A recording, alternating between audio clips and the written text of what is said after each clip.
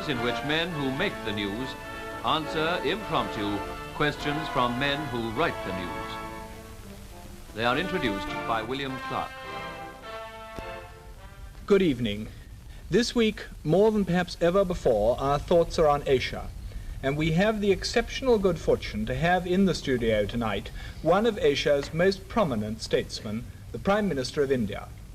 Mr. Nehru, I am extremely grateful to you for coming here, and I speak on behalf of us here and on behalf of the wider public who are watching us. I'm particularly grateful as I believe this is your very first appearance on television. Yes, this is the first time I'm facing this ordeal. In fact, I know very little about television, except what I've heard about it. Well, I would like to introduce to you, if I may, the people who are, I hope, going to make this not such a bad ordeal after all. Sitting on my left is Kingsley Martin, the editor of the New Statesman and Nation, and beyond him is H.V. Hodson, the editor of the Sunday Times, and at the end, to ask the first question, is Donald McLaughlin, the foreign editor of The Economist. Prime Minister, when you return to India, people will be asking you what you thought of the coronation. What are you going to tell them? Well, I'll have to tell them a great deal, but principally that it's very impressive in many ways. The most impressive thing to me was, apart from it being a great spectacle, were the crowds here and the way they behaved. And one begins to like more and more the London crowds and their fortitude in inclement weather and their insistence on enjoying themselves whatever might happen. But is there going to be no criticism in India of your having come to the coronation? There was when I came, and there will be no doubt when I go back. But I don't think it will amount to much. Mr. Nehru, we all understand very well indeed why India decided to be a republic within the Commonwealth. What I think is a remarkable thing is why there is so little resentment in India towards the British in view of our past history. It seems to us that India is a most wonderfully magnanimous country. Can you explain this remarkable phenomenon of forgiveness? Well, partly we don't, I suppose, hate for long or intensively. But chiefly, I think, because the background that Mr. Gandhi gave us during all these past decades.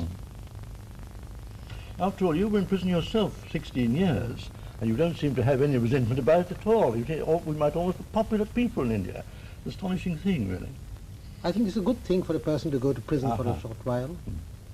And to be Prime Minister for 7 years. I was going to ask, looking back on those 7 years and remembering all the hopes that were expressed at the time when India gained her independence, do you feel that they have been years of satisfactory achievement, or have you disappointments, Prime Minister? Both. I think we have certainly achieved much, and there has also been well, a lack of achievement. We haven't done what we wanted to do, so it's both satisfactory and unsatisfactory. Could you elaborate that a little? What have you been disappointed in? That's rather a big question. There are so many things in India. Can I give you a lead about democracy and the progress of political democracy in India? Well, generally speaking, I would say that politically we had advanced. The unity of the country, we've put an end to all the old princely states. We've had these general elections which were remarkable on a tremendous scale, and we've built up a good democratic structure. What troubles us chiefly is the economic side. I believe we have made progress. I should like the progress to be much faster. Would you agree, Prime Minister, that Anglo-American, British-American, British Commonwealth American, if you like, agreement and concord have a very special value for the defense of our common ideals of democracy? Yes, certainly. And that to aim for that has a value of its own, and that it may require sometimes some compromises from our side with policies that we don't see 100% eye to eye with on the other side of the Atlantic. But Mr. Hodgson, politicians are always compromising. They have to. But there is a tendency, if I may say so, for leading statesmen in Europe and America to look at the world from Europe and America. Well, if we look at the same world with the same principles from, let us say, Delhi or some place in or Karachi, well, the world looks slightly different. Geography counts.